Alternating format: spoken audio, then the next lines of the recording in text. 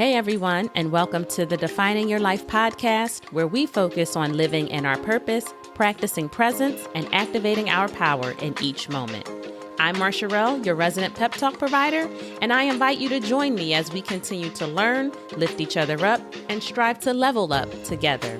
Because we are never finished defining our lives, and it takes a village, so let's build one.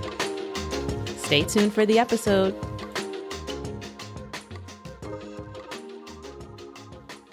Hey everyone, I hope that you're well and that you are having a great week.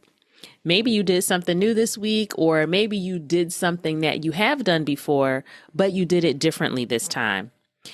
Whatever it was, I do hope that you did something to boost your confidence in an area that you have been lacking. Last week on the pod, I shared 3 things that we can do to boost our confidence. And then later in the week, folks from our village shared their confidence boosting habits on IG as well. I mean, there are really so many things that we can do to aid in building our confidence. And if you haven't ever given it any thought, I encourage you to take some time to think about instances when you felt your most confident. Analyze those scenarios and all the things that you did to get ready for those most confident moments in your life. All of the actions that you took leading up to those moments. How can you implement some of that into your regular activities so that, you can weave that ultimate confidence into your day-to-day? How can you show up confidently every single day? Now, this week, I want to build on the momentum of confidence by taking it a step further into the world of the bold.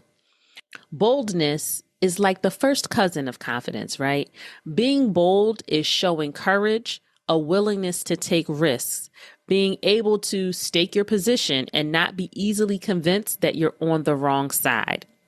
It takes gumption to walk through this life boldly. Not only do you need to be sure, but you need to have a backbone that will enable you to stand up to anyone in any space that is challenging you and your abilities. You have to stand up to those who try to intimidate you. You kind of know what I'm talking about, right? It could be those grown-up bullies that get into a position of power and want to exercise their power in an unhealthy way, often to validate themselves and mask their own unhealed trauma, perhaps from a time in life when they themselves were bullied or intimidated. Remember that while the boldest of us may be faced with these challenges, they are much more well-equipped to handle those challenges than those who remain timid. When I was growing up, my mom used to watch soap operas. Guiding Light and The Young and the Restless were in her rotation, along with my favorite, The Bold and the Beautiful. Now, I didn't pay attention because of the soap drama. I loved it because it was based in fashion, and fashion was my jam at the time.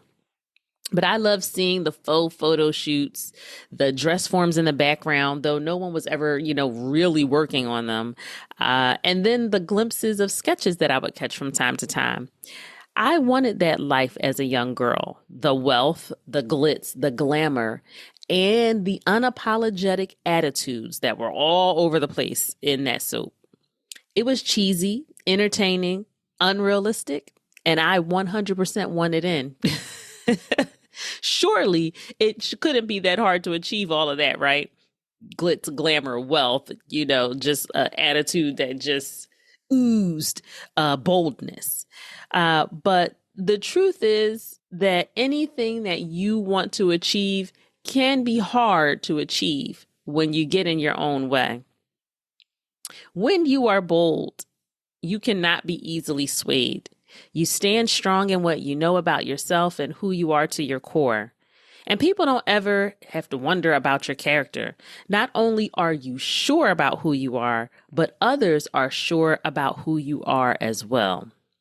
It's one thing to have some confidence, to be sure of yourself and your abilities. That is the foundation of boldness. But to be bold takes being so sure that you are willing to take risks because of it. Now, maybe this is you. Maybe you are confident and bold, and maybe you are not. Whatever the case, let's talk about a few ways to help build your boldness.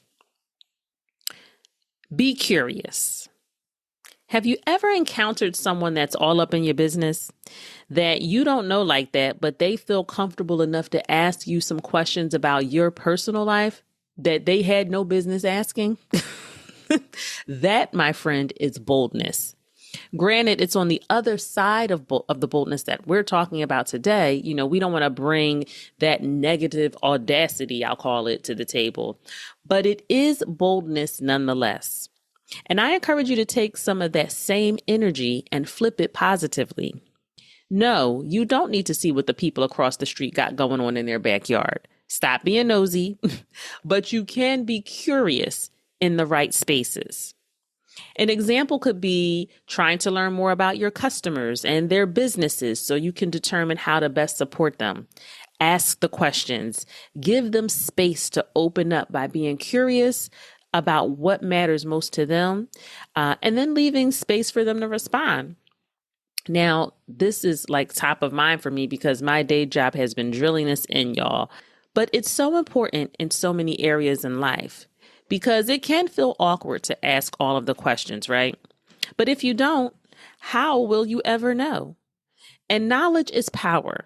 And power can help build your confidence and in turn your boldness because you weren't afraid to go after it. So build your boldness by being curious. Next, be clear. Folks don't question what a bold person meant when they said something. Bold people don't give you room to get it twisted, right? Because when you are fearless, you feel comfortable saying what you mean, and you have no problem clarifying it if for some reason someone managed to misconstrue your words. So build your boldness by being clear. I know this may take some practice, right? It's a whole mindset, but being clear is so important. The older I get, the more I understand the deep importance of being crystal clear, being clear within yourself about the things that you want and being able to articulate clearly your desires, your ideas, right? All of those things. So be clear. Next, be courageous. You can't be bold without courage because fear will smother out your boldness, right? We all have moves in our lives that we want to make that require courage if we want to make them. What are you afraid of? Ask yourself, what is the worst thing that can happen? Is it the no that you're afraid of, or maybe rejection? Remember that if there is a no or a not you on the other side of that courageous leap that you take, at a minimum, you get to move forward having known the outcome instead of wondering what could have happened one way or another if you hadn't moved forward with courage. But the only way that you'll ever know the outcome is if you take courage, step out, and try. Being bold will open up opportunities that you may have never even thought were possible because boldness has its own persona, right? People treat bold individuals differently than those who tend to shrink away. They are seen, right? You want to be seen. And by seen, I mean your intellect, your capabilities, and so on. Sure, of course, physically, that's a given. But those who boldly proclaim whatever it is that they're trying to articulate are for sure seen so much more even than the most intelligent person in the room, right? Who may have the best idea. But when you're bold, you are always seen first because no one has to go looking for you, right? And people don't want to look, right? People are lazy, right? People don't feel like doing things. So if you are making them dig deep to try to find you, that's something else on their to-do list when really you need to be worried about what's on your to-do list. And that is getting your point across, sharing your ideas, being seen, being bold. So think about it. What can an added dose of boldness do for you? Today, I'll leave you with a few words from Erica Jong. She says, and the trouble is, if you don't risk anything, you risk more. So much hinges, y'all, on the practice of being bold. Yes, you work on your confidence, you build that up, right? But let's take it a step further. How can we be bold? How can we walk through this life boldly in everything that we are, right? Who we want to be, what we represent, all of that should be crystal clear. And it starts with being clear to you. So even before you get to all of this, right, if there's some things that you need to work out around getting clarity, well, that's a story for another day. I guess that's coming to mind because perhaps we need to talk about clarity. But boldness is the key. And so let's see how many doors we can unlock with our boldness. Thank you so much for listening today. If what you have been hearing has been beneficial, please remember to rate, review, and share the pod. And follow us on social to see what the village is talking about as well. I really enjoy engaging with you all. Thank you for your participation. And I can't wait to chat with you all again next week, as well as in between time. But take care until then.